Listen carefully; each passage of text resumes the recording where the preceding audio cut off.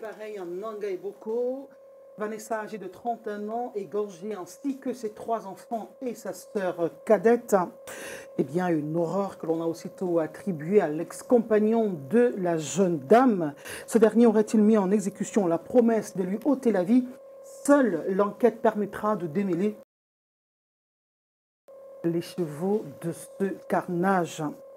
Le présumé vol de bébé à l'hôpital à Quintigny de Douala est désormais affaire classée après un huis clos entre le ministre de la Santé publique, la famille et l'administration du dit hôpital. Il en ressort que la crise est la conséquence d'une absence de communication entre les parties. Il n'y a donc pas eu de vol de bébé, conclut Manaouda Malachi.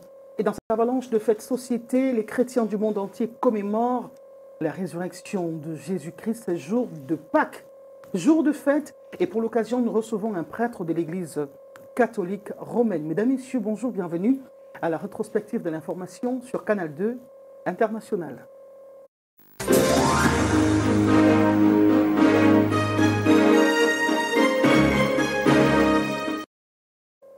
L'abbé François Siekapé est notre invité. Bonjour.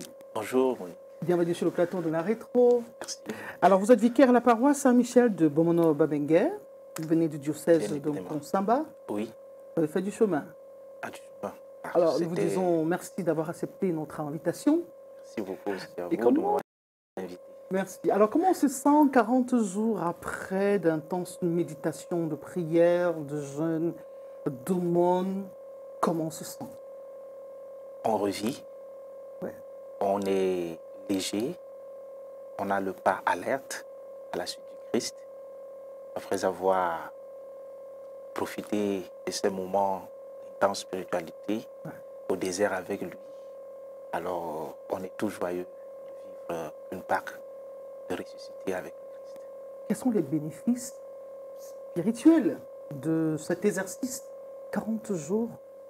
On a mis un peu tout de côté, on fait les choses différemment. Oui. Qu'est-ce que ça apporte? Le carême est un temps d'intense spiritualité, je l'ai dit, et le chrétien qui vit effectivement ce temps selon les prescriptions de l'Église et selon aussi ses propres convictions, ses engagements personnels, découvre à la fin du carême que le Christ s'est davantage intégré dans sa vie, ou bien qu'il a grandi dans sa spiritualité, il est devenu un intime du Christ, il a reçu davantage de grâce pour faire face aux difficultés de la vie, pour affronter la vie quotidienne. On se vide, on fait le vide de ce qu'on peut appeler les péchés pendant la période de carême, on fait des efforts, mais après le carême, on ne va pas y retourner parce que c'était juste 40 jours. Bien évidemment, l'Église dit que le carême est un temps d'entraînement spirituel. Ça veut dire quand on parle d'entraînement, ça veut dire que le combat c'est après. Donc voilà, on ne peut pas faire l'entraînement et s'arrêter. Quand on s'est préparé, c'est après la Pâque, oui, pendant le temps ordinaire de la vie qu'il faut maintenant porter les fruits de l'entraînement spirituel du carême. Le carême, ce n'est pas une occasion de perdre du poids, certains. Oh, que non. Je le dis le plus souvent aux chrétiens fidèles, aux occasions, surtout à l'entrée en carême, que le carême, nous jeûnons nous prions, nous faisons la charité par imitation du Christ. Le Christ est allé au désert, il a jeûné 40 jours. Nous aussi, nous jeûnons parce que le Christ a jeûné. C'est d'abord par imitation du Christ. Nous prions parce que le Christ, lui aussi, a prié. Et dans sa prière, il était en étroite communication avec son Père, de qui il recevait toute sa force. Voilà. Et aussi, nous faisons la charité parce que le Christ passait partout en faisant le bien. Et nous aussi, nous l'imitons sur cette voie. Maintenant, sur le plan humain, il peut y avoir des bénéfices. Des bénéfices, voilà. On va en parler puisque nous avons réalisé plusieurs reportages sur cette actualité, notamment sur le Triduum pascal. Nous en profitons pour vous réitérer nos félicitations.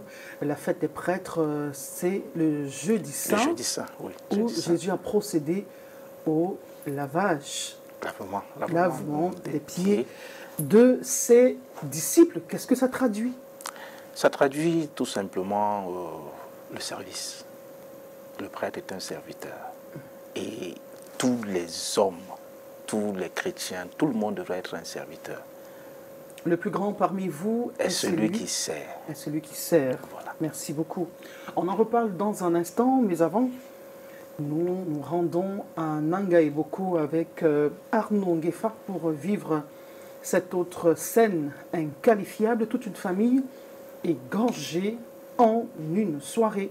Et à Japoma, c'est dans la ville de Douala, un plongeur a été rattrapé par un caïman qui l'a mortellement blessé. La dépouille a été retrouvée le lendemain. Nous allons d'abord à Nangaï Boko et on revient sur ce plateau. Ça pleure sans répit et à tout coin de la maison. Des visages meurtris. Ici, dans ce domicile au quartier Nkoldom, à Nangaï Boko, la douleur est immense. Ces occupants, 6 au total, ont été retrouvés hier aux environs de 17 h, tous égorgés. Vanessa Yubi Kamga, 30 ans, assassinée dans la salle de séjour. Ses 3 enfants, Blessing Mo tué, Arnold Tala et Ange Kamdom, tués dans les toilettes. Sa petite sœur Samira Chegem, retrouvée sans vie dans cette chambre. Et sa cousine Dorcas Wafo, au couloir. Les corps découverts dans un état insupportable, gisant dans du sang.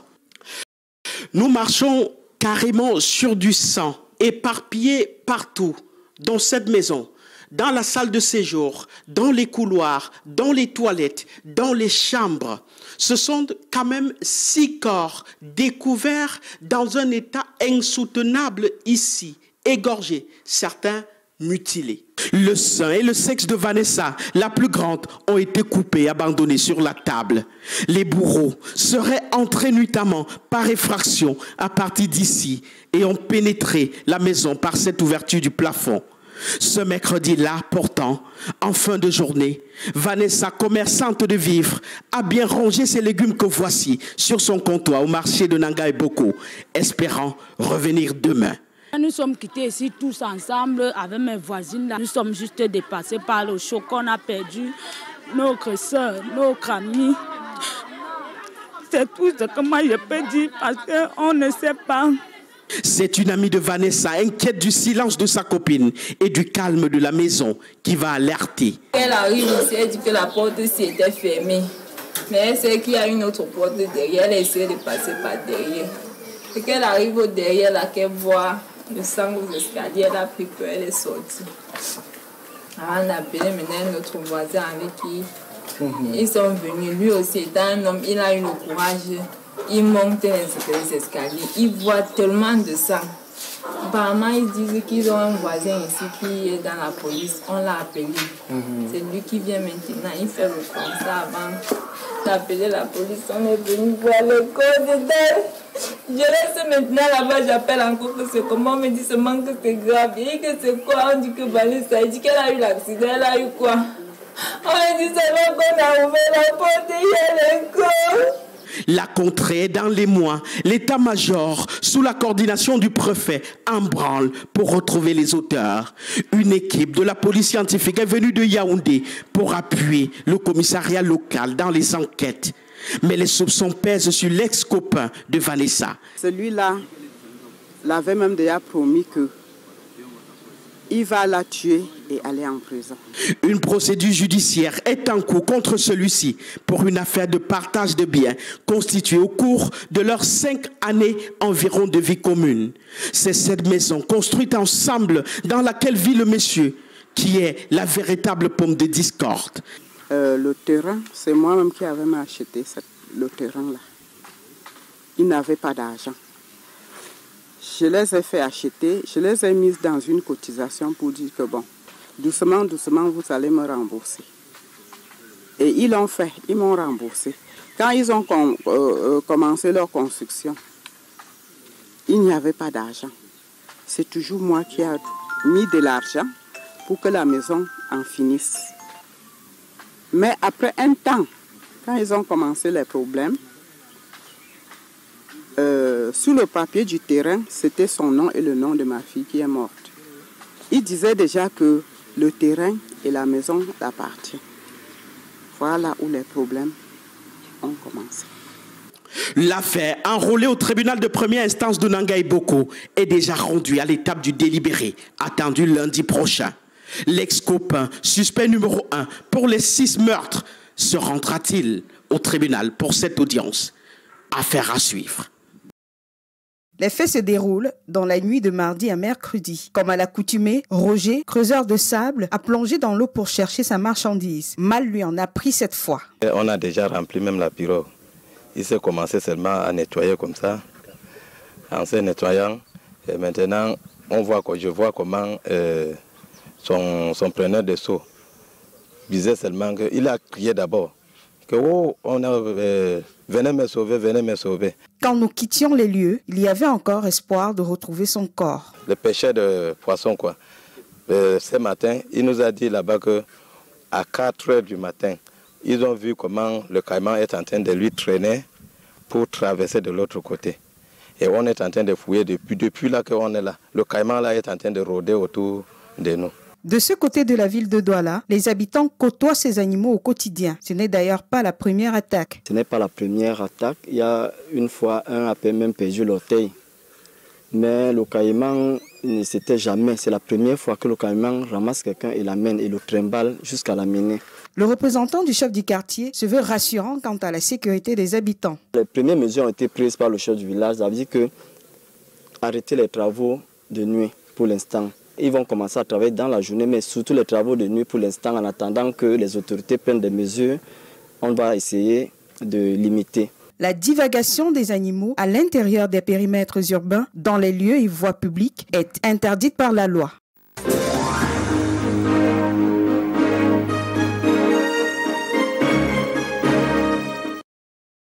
Que d'horreur, Père François. On va d'abord aller à Nangaï Boko. Comment pouvez-vous décrire le profil psychologique d'un homme, ou alors de l'auteur ou des auteurs de la tragédie de Nangaï Boko? C'est juste des personnes misérables. Misérables parce que ces genres d'individus n'éprouvent pas la valeur de la vie. Ce genre d'individu ne sait pas apprécier les joies de ce monde, les relations bonnes, justes et saines, le respect d'autrui. La vie, en tout état de cause, est sacrée. Nous l'avons reçue de Dieu et nous devons la préserver.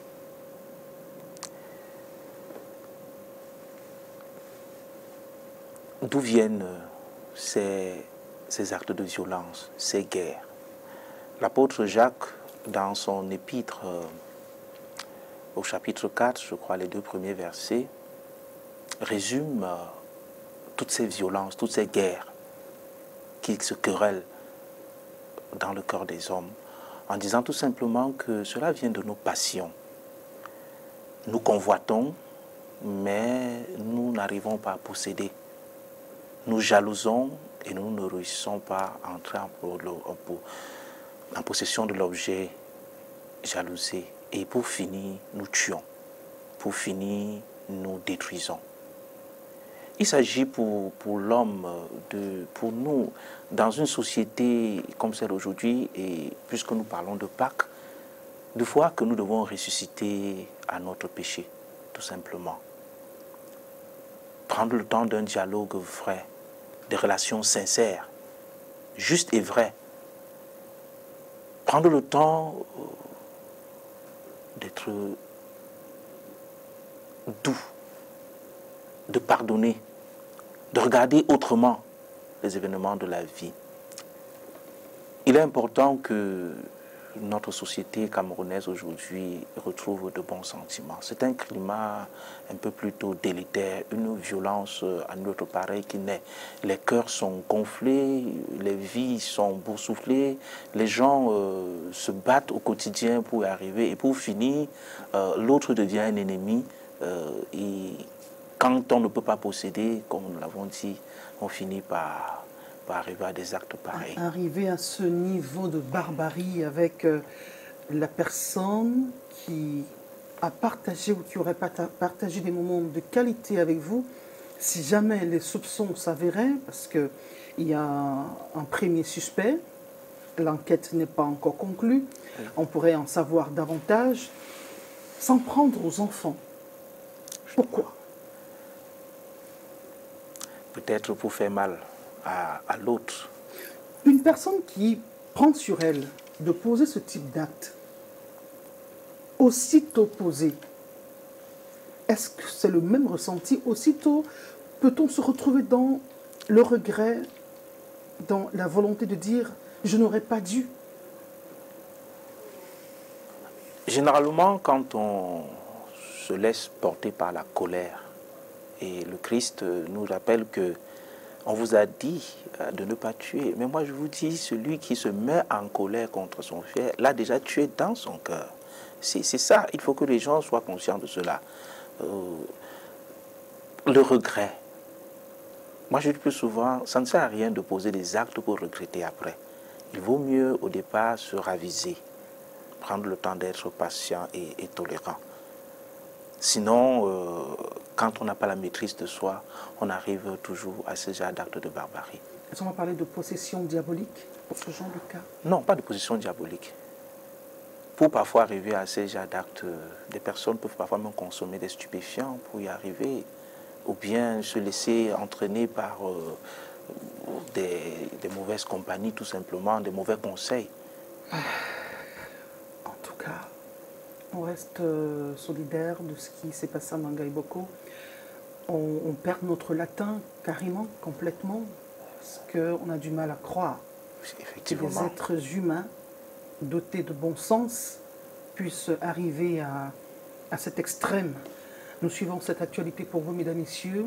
Demain lundi, nos collègues, Armand Gueffak en l'occurrence, ils retourneront sur les lieux pour rendre compte minute by minute de ce qui est advenu, des auteurs de cette tragédie de Nangaï Boko. Alors, cette semaine également, une affaire présumée de vol de bébé à l'hôpital Akintini de Douala a fait couler beaucoup d'encre et de salive.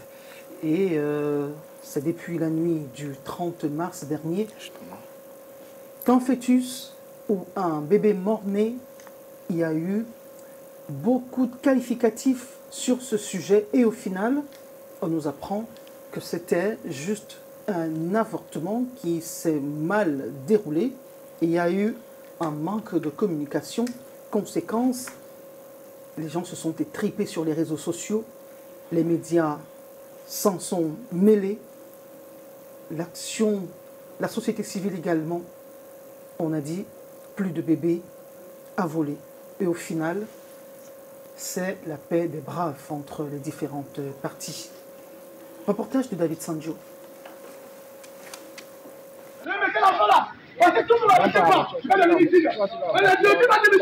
Les cris de cet activiste à l'arrivée du ministre de la Santé publique à l'hôpital Akintini de Douala n'ont pas abouti, puisqu'au terme de la rencontre entre les autorités administratives, les responsables de l'hôpital et la famille, cette dernière déclare l'abandon des recherches et se plie à la version de l'hôpital.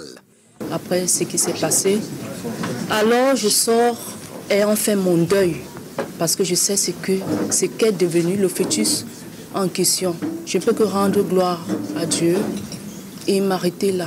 Pour l'hôpital, les zones d'ombre ont ouvert la voie aux supputations et le déficit devrait être éclairé. Nous avons pris en considération tous ces manquements, notamment en termes de communication, pour laquelle on a noté un déficit. Nous avons promis d'améliorer cette communication ainsi que d'autres procédures pour que de moins en moins on connaisse des problèmes dans cette formation sanitaire.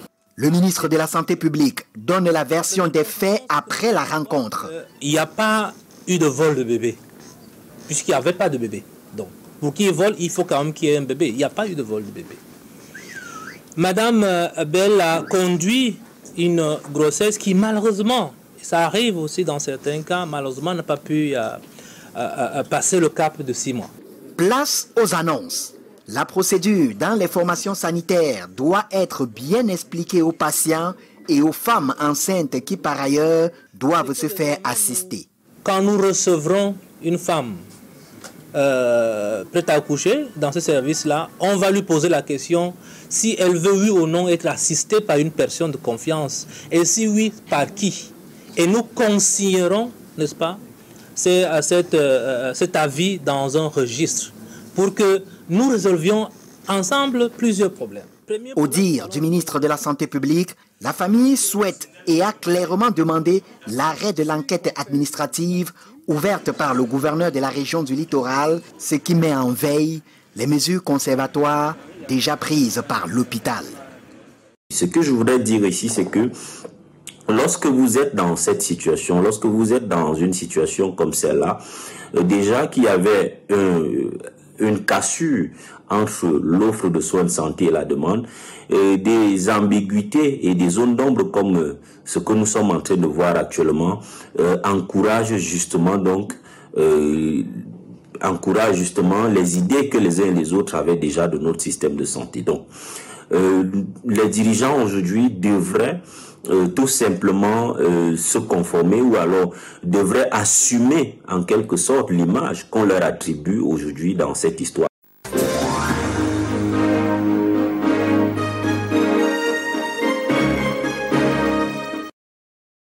Et dans le même temps, le ministre de la Santé publique a effectué une descente à Konsamba, à l'hôpital régional de Konsamba, où un bébé a été calciné dans une couveuse. Il a été porté le message de condoléances à la dite famille et prescrire le renforcement du plateau technique du dit hôpital. On revient sur ce plateau avec vous, Abbé François. L'affaire présumée de vol de bébé à l'hôpital La Cantine de Douala, elle a été classée. Les familles plaignantes se sont prononcées, l'administration de l'hôpital ainsi que le patron de la santé au Cameroun. Mais malgré cela, il y a un climat de suspicion dans l'air. Des gens soutiennent mordicus qu'on aurait graissé la patte de la famille. Comment qualifiez-vous, comment interprétez-vous ce sentiment de méfiance, absence de confiance? Disons que ce n'est pas la première fois qu'une histoire de vol de bébé arrive dans ce pays. Et l'issue laisse toujours du flou dans la tête des Camerounais. Il y a une histoire, je crois, en 2011, si je ne me trompe pas. Vanessa Tchatchou. Oui, gynéco obstétrico de Yaoundé, où jusqu'à aujourd'hui, les Camerounais ne sont pas clairement renseignés sur ce qui s'est passé. Voilà encore une autre situation qui, malheureusement, on n'a toujours pas une issue. Et les Camerounais ont le droit de savoir. C'est ça le problème. Nous devons savoir quand une dame, par exemple, a ameuté toute la population, les réseaux sociaux, pour un problème. Ce qui est sûr, elle est entrée à l'hôpital avec une grossesse. Elle est ressortie sans une grossesse. La vérité dans cette affaire, pour moi, c'est dans je crois, les 3 heures de réunion qu'il y a eu. Qu'est-ce qui s'est passé concrètement là-bas? C'est à eux de nous dire clairement où la vérité se trouve. Affirmer et après infirmer, je ne sais pas. Quand on vous parle d'un problème de communication qui a manqué, vous avez suivi le professeur Noël Samba, qui est le directeur général de l'hôpital La Cantine de Douala, que c'est un problème de communication simplement. Bon, c'est pas suffisant, là. C'est pas suffisant. C'est pas suffisant, puisque, d'après les dit la dame, elle n'a pas vu son fœtus. Mais où est passé le fœtus? Je pense que... Et le placenta, on parle également de placenta. Oui, voilà. Au moins, si l'enfant est mort-né, bon, qu'on lui présente son enfant pour qu'on enterre. C'est normal. Et si c'est un fœtus, parce que quand on parle d'enfant, c'est que vous ayez atteint un certain âge de la grossesse. D'après les propos du ministre de la Santé, ce n'était pas encore au stade de bébé proprement dit, mais encore de fœtus. De fœtus, mais je dis, s'il y a eu une fausse couche, bon, on a quand même les résidus. Est-ce qu'elle a eu les résidus? Bon, si elle a eu les résidus et que, comme elle-même l'a déclaré, qu'elle a fait le deuil, bien, nous, on va s'en tenir à cela, mais ça n'explique pas tout ce déplacement du ministre de Yaoundé pour ici. C'était une affaire assez sérieuse. Voilà. Si jamais il y a eu vol de bébé, il faudrait bien que le patron de la santé fasse une descente sur le terrain pour y voir plus clair. Bien que ça ne se reproduise plus si jamais il y a eu vol de bébé. Si jamais, effectivement, voilà. Si jamais il y a eu vol de bébé. Parce que dans le même temps, il est allé en Konsamba, vous vous souvenez du bébé qui a été mort, calciné cette fois. Ce n'était pas le fœtus, mais un bébé calciné. Un traumatisme pour la famille aussi. Un traumatisme, mais qui montre combien nous devons prendre soin de nos installations sanitaires au Cameroun, dans notre pays. Un hôpital de renom comme l'hôpital régional de Konsamba, et c'est ma ville natale. Je suis né en Konsamba, j'y ai grandi. Et voilà pourquoi j'avais été un peu offusqué personnellement, parce que cet hôpital constitue pour nous une référence dans la ville. Et il faut bien que les installations sanitaires soient, faut dire, renforcées, ajustées, que cela soit arrimé aux besoins de l'heure. Parfois, c'est juste des mauvaises installations et puis après, on arrive à des situations pareilles. Merci beaucoup. Alors, nous allons nous intéresser au clos de cette journée. On parle de Pâques. J'imagine, vous vous disiez, enfin, à quel moment va-t-on parler de cette journée qui me concerne au plus haut point? La communauté mondiale célèbre depuis ce matin la résurrection, ou commémore la résurrection de Jésus-Christ, les chrétiens notamment. Nous allons vous proposer une succession de reportages qui revient sur les temps forts de la Semaine Sainte. La Sainte Seine chez les témoins de Jéhovah, le Vendredi Saint chez les chrétiens catholiques, les chemins de croix, plusieurs privations pour montrer sa solidarité à cette souffrance qui a été celle de Jésus-Christ jusqu'à sa crucifixion au Golgotha. Reportage. Vendredi Saint, jour de deuil, jour de jeûne pour les catholiques romains. Tout ce qui peut entraîner la joie, les repas copieux, les boissons, les jeux, les divertissements, et même c'est un jour de grand silence. Les chrétiens doivent éviter le tohu-bohu, doivent éviter tout ce qui peut entraîner au divertissement. Enfants, personnes âgées et malades, exclus de ce jeûne radical qui donne aux chrétiens catholiques d'être compatissants. Pour porter dans notre chair les souffrances du Christ, porter le deuil dans notre chair, pour apporter cette mort du Christ, ressentir un peu cette angoisse, cette souffrance, cette douleur que le Christ a eue pour nous sur la croix. Chez les protestants de l'Église évangélique du Cameroun, par contre, pas d'interdit en ce jour. Pas d'interdit en tant que tel, mais de commémoration, un peu dans le sens de l'élévation, dans le sens de la réjouissance, parce que plus jamais ça. Plus jamais de mort à la croix. Vendredi Saint ici, c'est l'action de grâce et non le deuil. On ne devrait plus se morfondre au point où on se détruit les genoux, au point où on passe le temps à pleurer, on lamente. Non, nous sommes sur le chemin d'action de grâce. Une action de grâce qui connaîtra son apothéose dimanche prochain avec la Pâque. Tour à tour, ces hommes de Dieu portent la croix de Jésus-Christ. À chaque station, ils révèlent aux fidèles chrétiens le sens de ce chemin de croix. Alors il leur relâcha Barabbas. Quant à Jésus, après l'avoir fait flageller, il le leur livra pour être crucifié. Le top départ donné ici à la cathédrale Saint-Pierre et Paul de Douala, sonne comme un signe de soulagement pour ces hommes et femmes. C'est un symbole pour nous, pour l'accompagner dans la douleur, dans la pénibilité qui avait entouré sa mort. Le Seigneur est avec nous, il comprend nos prières, il comprend nos soucis et ça nous permet également davantage de raffermir notre foi. Il y a les tout-petits, des personnes atteintes d'un handicap, des personnes du troisième âge et des jeunes. Chacun à sa manière contribue à ce sacrifice de Jésus-Christ. Tous sont invités au jeûne ce vendredi saint. Le vendredi saint, d'abord, il est interdit formellement de manger de la viande parce qu'il s'agit là du corps du Christ, c'est sa chair. Il est formellement interdit de prendre de l'alcool. Ainsi, le chrétien ne doit pas seulement attendre le vendredi saint pour pouvoir vivre sa foi. Sa vie doit refléter la vie de la foi qui se vit au quotidien à travers l'amour du prochain, à travers le renoncement du péché, entre autres, selon Fom Dassa, vicaire de la paroisse Saint-Ignace d'Antioche de Yopoué, à Douala. Le dernier repas de Jésus-Christ avec ses disciples se pérennise. Les témoins de Jéhovah commémorent cet acte à travers le vécu de ce moment au sein des familles croyantes. On va s'intéresser justement à la lecture de la journée d'aujourd'hui, la lecture pour le mémorial, événement en journée du 13 Nisan. On va s'intéresser à la lecture. Pour l'occasion, ce mardi 4 avril 2023, deux familles procèdent à la commémoration, la famille Mouton et la famille Lincoln. Qui peut lire cette portion pour nous? Oui, William, s'il te plaît.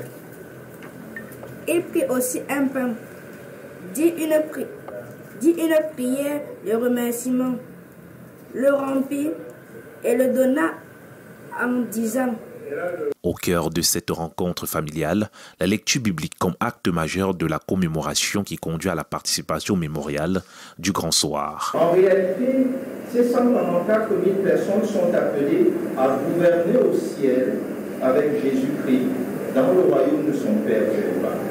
C'est de continuer à lui rester fidèle, mais aussi de participer à cette œuvre qui nous a confiée à tous, celle de prêcher la bonne nouvelle du royaume dans le monde entier. C'est un événement très fort et très mémorable pour tous ceux dont le peuple, le nom est Jéhovah. Pourquoi? Parce que le Christ l'a demandé de le faire chaque fois en souvenir de lui. Une soirée commémorative qui révèle aux fidèles que Jésus-Christ est le sauveur du monde.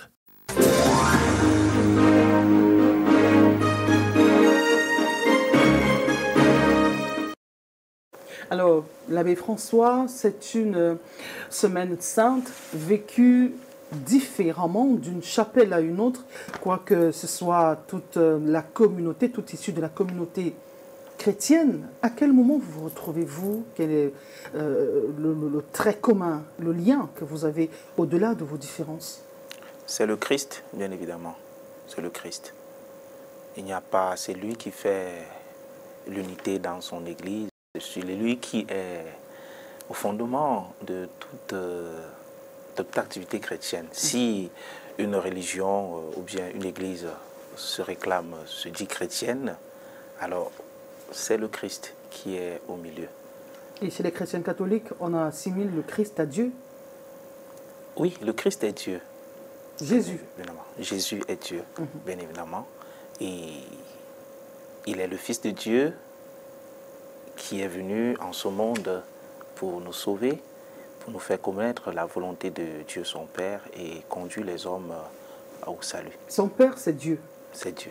Comment expliquer cette filiation, en même temps ce rôle paternel de Dieu vis-à-vis de Jésus? C'est un peu difficile à comprendre, non? C'est pas difficile à comprendre si l'on se situe dans le domaine de la foi. Effectivement, Jésus le Christ, l'une des raisons pour lesquelles Jésus a été tué, c'est parce qu'il a déclaré qu'il était fils de Dieu. Et le grand prêtre lui-même a déchiré son habit en disant: nous n'avons plus besoin d'une autre preuve. Il vient de dire qu'il est Dieu. En déclarant qu'il est fils de Dieu, il vient de dire qu'il est Dieu. Et c'est pour ça qu'il a été tué, en réalité. Voilà.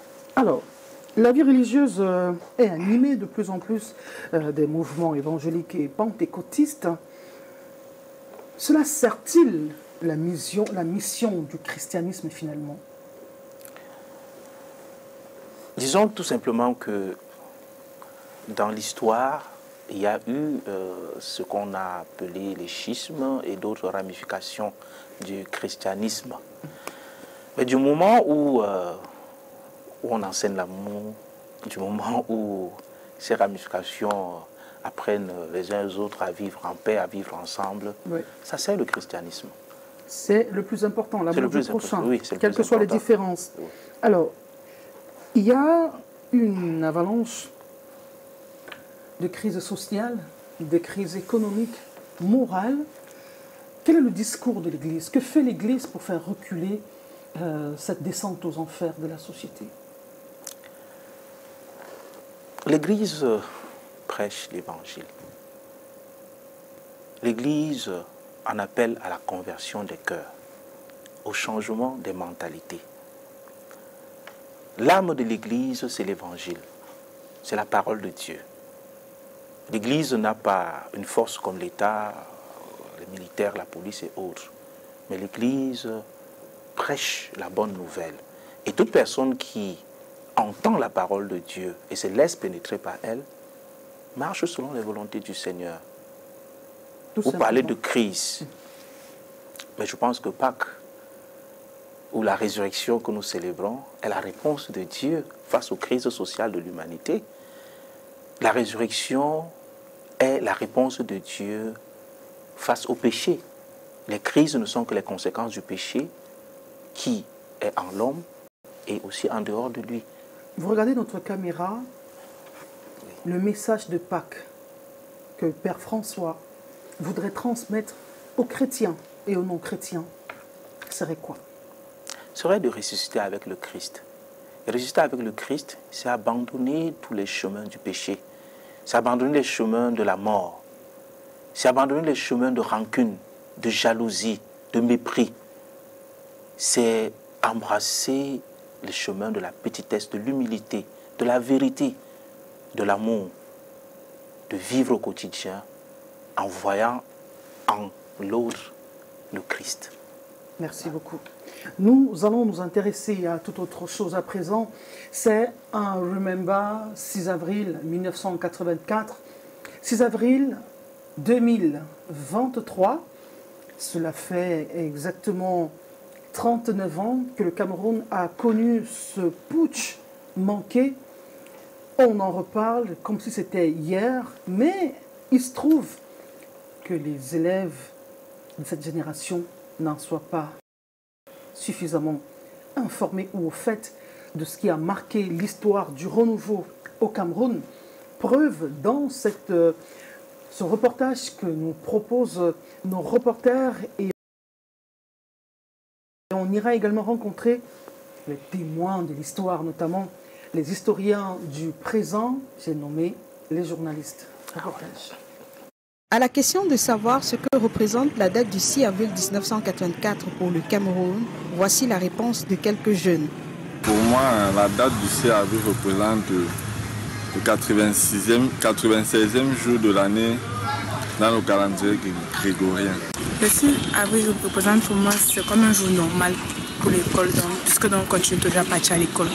Donc pour moi, c'est un jour normal. C'est juste le moment pour bien apprendre comme l'examen approche. Ça nous aide à bien apprendre comme il n'y a pas la masse à l'école. Cet autre jeune en a une connaissance vague. L'enseignant par rapport à cette date, 6 avril. Franchement, je l'ignore vraiment, mais je pense que c'est un jour où tout le monde se rassemble et certains sont en famille avec les amis. C'est un jour comme les autres. La date du 6 avril représente la tentative du coup d'État. Cette ignorance, cet historien l'explique par un manque de culture et la paresse. Beaucoup d'enfants qui grandissent maintenant ne connaissent pas cette date, peut-être parce que les enseignants ne mettent pas un accent sur cette date. Et pas au défilé le 11 février, et pas au défilé le 20 mai. Quand on vient en classe, on demande pourquoi on avait défilé hier. Ils n'arrivent même pas à parler. Alors qu'avant d'aller au défilé, on enseigne ça aux enfants. Pratiquement 4 décennies après, le coup d'État manqué du 6 avril 1984 semble être une inconnue pour la jeune génération. Un sourire, un sentiment, La gratitude d'un journaliste envers le Très-Haut. Alain Belibi, alors dans ses premières années à la radio nationale, raconte le 6 avril 1984. C'est les sirènes qui nous ont réveillés en pleine nuit. Il avait plu. Au petit matin, les premiers habitants qui sont sortis ont vu des chars qui défilaient en direction du palais de l'Unité. En rotation sur le poste national, des musiques militaires. Fait étonnant pour Jean-Vincent Tchénéom, alors sous-directeur des programmes. Le journaliste décide de se rendre à la radio. Et arrivé à la radio, effectivement, les lieux étaient occupés par des militaires qui m'ont contraint à aller enregistrer le message des putschistes au camp Yéya. Donc c'est moi qui ai tenu le micro qui a servi pour l'enregistrement du message. Ce message a été diffusé uniquement sur la ville de Yaoundé. À Yaoundé, précisément à la radio, les équipes en place n'ont vu que du feu. Michel Djokabanda, Jean Maternundi et beaucoup d'autres avaient été arrêtés par les putschistes. On les a fait coucher sur le sol à l'entrée du grand bâtiment de la radio. Un jour, un événement, une expérience pour ces jeunes journalistes de l'époque. Nous avons couvert tout le reste. Le président qui s'est rendu au quartier général pour aller s'incliner sur les dépouilles des soldats morts au cours de cette opération. Pour un journaliste, et notamment un jeune reporter, évidemment, c'est quelque chose qui ne s'oublie pas. On dit que, comme j'étais le journaliste d'Aïdjo, j'étais forcément au courant de cette affaire-là. Je pense que cette affaire-là a beaucoup pesé dans ma décision de cesser ma collaboration avec la fonction publique. Pour Alain Belibi et Jean-Vincent Tchénéom, le souvenir de la tentative du coup d'État du 6 avril 1984 reste indélébile.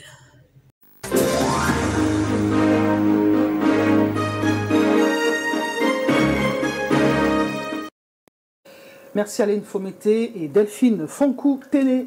Eh bien, ce 6 avril 1984 a été marqué au Cameroun par une tentative de coup d'État, je le disais il y a quelques instants, suivie d'une répression sanglante de ses auteurs.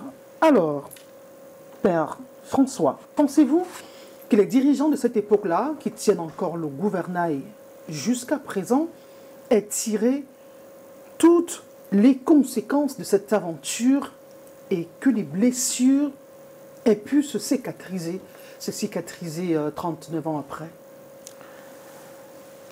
Je ne pense pas que les blessures de ce 6 avril soient cicatrisées parce que on a l'impression d'avoir le fonctionnement du gouvernement actuel au Cameroun comme des personnes qui ont conquis quelque chose et qui font tout pour préserver. Et du coup, il y a ces séquelles historiques qui leur donnent de croire qu'il y a eu une victoire et qu'ils vont garder.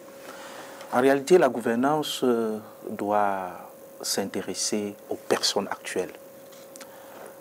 À ressasser le 6 avril, cette tentative de coup d'État qui a manqué, ça n'aide pas les Camerounais en réalité.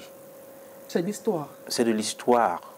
Oui, peut-être pour voir ce qui s'est passé, mais en réalité, il faut bien que la gouvernance tienne compte des hommes qui sont en face d'aujourd'hui, des problèmes des Camerounais aujourd'hui. Quelles leçons tirer, puisque 39 ans dans l'histoire d'un peuple, c'est pas assez, surtout pour une jeune démocratie comme la nôtre. S'il y avait des leçons à tirer de cet épisode douloureux du Cameroun, ce serait quoi? S'il y avait des leçons à tirer, il faudrait seulement que nous arrivions à avoir des relations vraies et sincères. Parce que j'avais peut-être 2 ans quand ce coup d'État s'est passé. Donc, je n'ai pas pu vivre ça comme une personne adulte. J'ai entendu parler comme les autres. Mais je dis qu'il faut avoir des amitiés sincères, des relations sincères. Parce qu'il paraît que c'est une question de trahison. Voilà. Et quelqu'un s'est senti trahi et il a voulu reprendre sa place et ainsi de suite. Bon, tout ça, c'est des relations parfois... Tout à l'heure, on a réalisé un reportage, on est allé vers des élèves qui peuvent vous raconter l'histoire de la France, qui peuvent vous raconter l'histoire de la Révolution française, Kintankounté, etc. Mais cette histoire, proprement dite, on a l'impression qu'elle est un peu diluée dans les cours d'histoire au Cameroun. Pas seulement celle-là, mais beaucoup d'autres événements. Pourquoi? Qui devraient construire l'âme du pays, qui devaient construire les Camerounais autour d'un idéal, c'est dilué.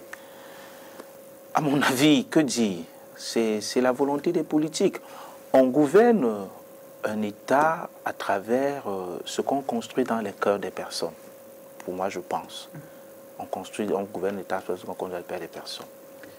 Alors, vous êtes prêtre, vous êtes également communicateur. J'aimerais vous interroger sur votre perception de la gouvernance au Cameroun avec des présumés crimes d'État, des scandales financiers, des discours haineux sous fond de tribalisme. Tout cela met-il le pays à l'abri d'autres situations difficiles, comme celle vécue le 6 avril 1984 au Cameroun? Disons que la question de la gouvernance, et peut-être même de la malgouvernance au Cameroun, n'est pas une réalité propre au Cameroun. C'est propre à tous les pays. Et je pense que c'est chaque pays tenant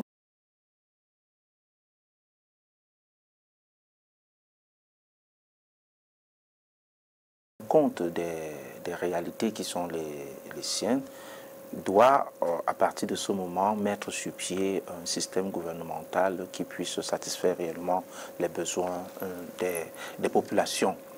Sauf qu'il y a comme une certaine permissivité qui ouvre la porte au détournement des fonds et bien d'autres choses. Il y a plusieurs mécanismes de lutte contre la corruption, contre les crimes économiques du Cameroun. Avez-vous le sentiment que ça porte des fruits? Ça ne porte pas du fruit, puisque au jour le jour, il n'y a que des détournements. Et ça s'empile des grosses sommes au jour le jour. L'unité de mesure, l'unité de vol, c'est le milliard. Oui, c'est là, c'est à partir de ça, se chiffre autour des milliards. Le problème, c'est de résoudre les problèmes à la base. Qui sont ceux qui volent? Comment font-ils pour voler? Qu'est-ce qu'on fait pour arrêter cela? Quand on met plutôt des systèmes de contrôle, CONAC, oui, ils font du travail, mais c'est un travail qui, à la limite, ne porte pas grand fruit. Ce n'est pas de nature à véritablement dissuader les auteurs de ces crimes économiques? Ça ne dissuade pas, ce n'est pas de nature, ça ne dissuade pas puisqu'ils continuent à le faire. C'est entendu, après le 6 avril, évocation historique, nous allons nous intéresser à l'actualité économique de cette semaine. La fusion entre le JICAM, le groupement interpatronal du Cameroun, que préside Célestin Tawamba, et l'entreprise du Cameroun ECAM, présidée par Protea Yangma, ne font désormais plus qu'un. Le divorce a duré 15 ans, désormais réconcilié pour parler d'une seule voix, tout ce qui est de revendications patronales au Cameroun. Reportage.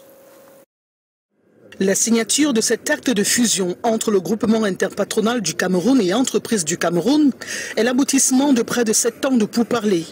Pour plus d'efficacité, les deux groupes se fondent l'un dans l'autre pour taire les dissonances dans les revendications patronales. Le dialogue est essentiel, pour ne pas dire fondamental, dans le paysage économique pour améliorer l'environnement des affaires. Il est important, indispensable, de revoir notre cadre de dialogue public-privé. Et nous avons souffert depuis ces dernières années des dissonances. Nous espérons, nous pensons et nous sommes convaincus qu'avec une telle union, comme dans d'autres pays, il y aura un interlocuteur unique. Autant la division fragilise, autant dans l'union, il y a la culture organisationnelle à harmoniser. Ceci pour anticiper sur d'éventuelles querelles de leadership. Dans toute organisation, il y a toujours des guerres de leadership.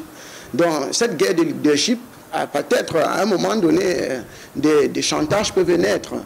Peut-être ceux du ICAM se trouvent plutôt marginalisés par rapport au moment où ils n'étaient pas encore. Et ils commencent à faire du chantage. Nous sortons Vous voyez, ou bien que depuis peut-être pendant l'élection des membres du bureau ou bien dans le conseil d'administration, ceux qui venaient du ICAM ne sont pas bien représentatifs.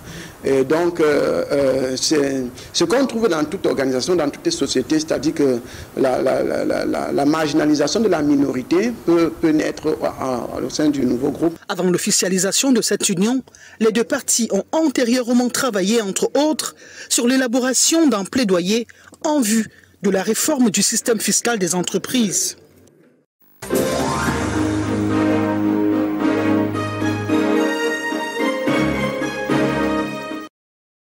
Père François, avant que nous nous intéressions à notre sujet d'actualité, vous avez tenu à remettre le curseur sur une tare de la société camerounaise, le tribalisme. Je vous écoute. Oui, quand on parle de tribalisme au Cameroun, s'il y en a... Il n'y en a pas. Est-ce qu'à l'heure qu'il est, avec les discours de haine qu'on entend ça et là, il y a encore à en douter? J'en viens. Je voulais dire que s'il y a effectivement du tribalisme, c'est parce que les Camerounais ne comprennent pas la notion de tribalité. Parce qu'en réalité, la tribalité, c'est une bonne chose. C'est Dieu qui a voulu qu'il y ait une diversité culturelle, diversité ethnique. Et si Dieu l'a voulu, c'est juste pour une question de complémentarité, de richesse. La tribalité est une richesse pour le Cameroun. Et les Camerounais devraient vraiment en profiter. Plutôt que de s'intéresser à des clivages qui, pour finir, nous détruisent, nous devons voir dans ce que l'autre apporte une richesse, quelque chose pour construire davantage ce pays, parce que les autres ne l'ont pas. Et même, je pense, la force de ce pays réside dans le fait que nous sommes d'une pluralité de diversité culturelle, diversité ethnique. Nous devons saisir cela comme un don de Dieu nous permettant d'édifier ce pays sur la base de ce que chacun apporte, de ce que chacun connaît, de ce que chacun maîtrise. Donc, à bas le tribalisme. Oui, à bas le tribalisme, tout simplement. Ça ne marche pas. Ça ne marche pas. Qu'est-ce qui entretient ce phénomène, selon vous, au Cameroun? Je l'ai dit, c'est parce qu'on ne comprend pas pourquoi les tribus. Est-ce que finalement, vous pensez, il y en a qui soutiennent justement que le tribalisme est devenu un instrument politique au Cameroun, chez certains? Que dire? Si le gouvernement ou bien si la politique, les politiques se servent des appartenances tribales pour leurs ambitions politiques, c'est dommage. C'est dommage parce qu'en réalité, le véritable politique devrait s'intéresser aux diverses composantes de la société. Comment féoder, comment apporter son aide, comment organiser et gérer toutes ces composantes sociales. Vous entendez de plus en plus cette terminologie, on parle de tribalisme d'État. L'État, c'est pour tout le monde. L'État, c'est pour tout le monde, ça c'est vrai. L'État, c'est tout le monde. C'est aussi tout le monde, puisque chacun doit apporter sa pierre à la construction du pays. Eh bien, merci, c'est entendu. Nous allons parler de politique également. Mais cette fois-ci, sur le versant de la célébration, le président directeur général du Canal 2 International, Emmanuel Chatué, a été nommé sénateur titulaire de la région de l'Ouest Cameroun. C'était au soir du 31 mars dernier. Et le personnel de Douala a tenu à porter la voix de tous ceux qui sont dans les dirigeants, dans les pays d'Afrique et en Occident, pour dire félicitations, messieurs le sénateur. Et dans le même temps, nous allons revenir sur la grogne au sein du SDF.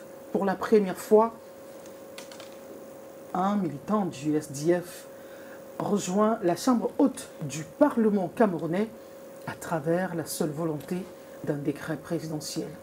Ça crée des vagues. Reportage. D'abord, la célébration. Région de l'Ouest, sénateur titulaire, Monsieur Chatué Emmanuel, c'est signé le président de la République, Paul Biya.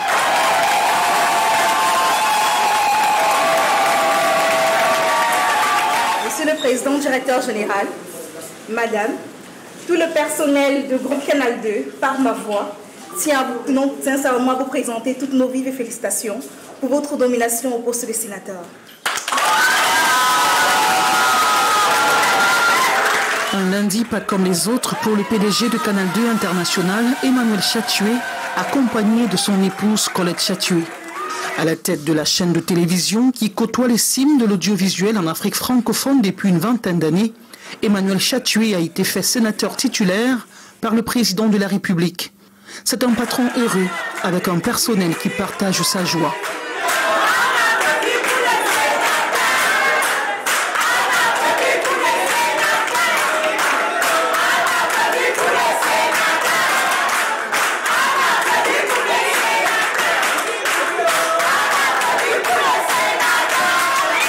Retiré dans ses bureaux, il va échanger tour à tour une poignée de main chaleureuse avec ses collaborateurs. Le sénateur titulaire Emmanuel Chatué dit toute sa gratitude à tous ceux qui, de près ou de loin, ont contribué à rendre cela possible. Je profite de l'occasion que vous me donnez pour exprimer ma gratitude au président de la République, son Excellence Paul Biya. Merci à la population de la région de l'Ouest, en particulier au roi des Banjouls, pour sa bénédiction. Je vous remercie, vous, mon personnel, pour cet accueil chaleureux et qui m'a ému. Vraiment merci et merci. Pour les proches collaborateurs, cette marque de confiance du chef de l'État est le couronnement de sa contribution au rayonnement du Cameroun dans le domaine qui est le sien.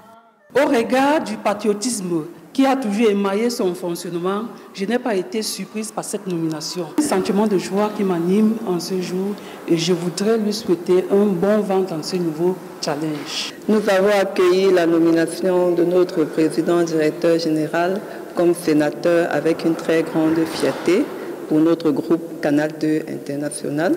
Toutefois, ce qui concerne le groupe, cela ne change en rien le fonctionnement de notre entreprise. Canal 2 va continuer de travailler pour œuvrer à l'information de la population camerounaise. L'ambiance a été prolongée par les ouvriers qui ont quitté spontanément le chantier pour dire à leur façon « Félicitations au patron, désormais auréolé du statut de sénateur titulaire ».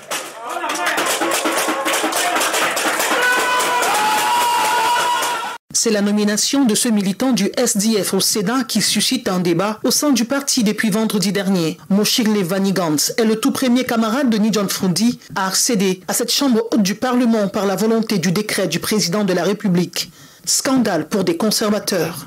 C'est une crapulerie politique jamais égalée dans l'histoire politique du SDF. Les textes du SDF prescrivent que toute décision d'une importance grande et sensible doit au préalable faire l'objet d'un débat inclusif, suivi d'une adoption et enfin d'une résolution du Congrès. Alors, nos textes également prescrivent que nous devons accéder au siège des institutions parlementaires par voie d'élection. Sans cette nomination, le parti de la Balance aurait été l'un des grands absents de cette troisième mandature. Les 7 sénateurs élus de 2018 dans le Nord-Ouest en crise n'ont pas pu rééditer cet exploit. Mais il faut survivre politiquement. Le SDF a décidé d'être dans toutes les institutions et le SDF a toujours décidé, les institutions, du moins les institutions parlementaires, en attendant que nous gagnions le pouvoir d'État et que nous prenons complètement même l'exécutif aussi. Mais au-delà de ça, je veux dire que le Sénat est d'abord un espace de discussion et il faut que les Camerounais multiplient les espaces de discussion. Au demeurant, il y a l'idéologie du parti qui repose sur les textes, mais il y a aussi l'esprit de la loi constitutionnelle pour justifier les nominations faites par le président de la République. C'est un peu comme une trahison parce que le RDM n'avait jamais accepté, même dans un gouvernement d'union nationale, d'entrer dans le gouvernement ou de faire droit à un poste de nomination comme c'est le cas. Mais il faut reconnaître que la Constitution est suffisamment claire. Le président de la République nomme 30 sénateurs sur les 100. Ça veut donc dire que cette nomination discrétionnaire du chef de l'État lui donne la possibilité de corriger les injustices et de corriger les frustrations. Alors que la question fait débat au sein du parti, une sortie signée du ministre du Shadow Cabinet en charge de l'information appelle les militants au calme. précisant que la position officielle du parti sera rendue publique par les instances compétentes.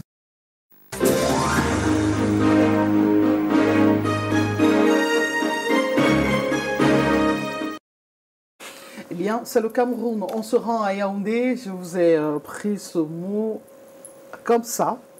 Bien, vous parliez de ce clivage qu'on observe au sein du FDF à la suite de cette nomination de Vanigans à la Chambre du Parlement camerounais.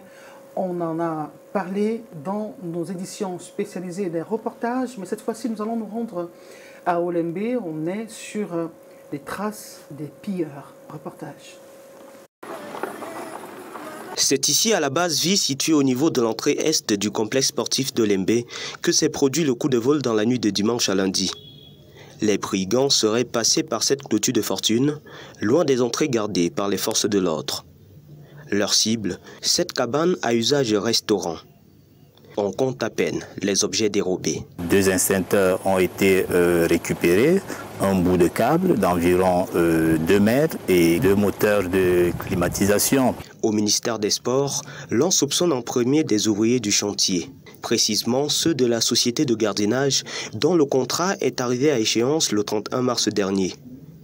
Mais ce léger coup de vol n'a eu aucun impact, selon les responsables du stade. On est très loin de ce qu'on entend dans les réseaux sociaux où on nous fait comprendre, n'est-ce pas, que le complexe sportif d'Olembe est complètement dans l'obscurité et qu'il n'est plus opérationnel du tout. Nous travaillons sereinement, nous sommes assignés aux missions que la hiérarchie nous a données dans le cadre de la fonctionnalité et je peux vous assurer effectivement que nous travaillons normalement au complexe sportif d'Olembe. Le forfait a donc été commis loin du stade principal et des stades annexes. Aucun incident n'est à déplorer pour ce qui est du fonctionnement des installations.